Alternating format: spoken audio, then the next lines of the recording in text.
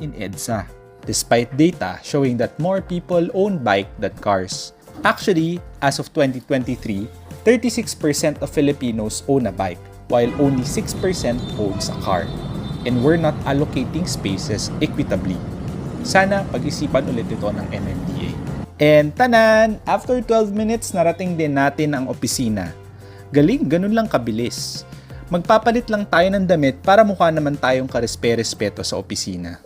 Kunwari, work-work tayo para may pambayad ng bills. Click-click, type-type, meeting-meeting. And cut! Gabi na!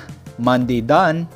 Favorite ko ang bike pauwi. Mas presko kasi ang hangin pag ganito. Masarap talaga tignan ng ilaw ng mga buildings. Perfect pang muni-muni after a long, tiring day. Nakakatuwa ding pagmasdan ng mga tao sa paligid na may kanya-kanyang laban at pagod din ng araw na iyon. Konting padyak pa, and we're home. Bukas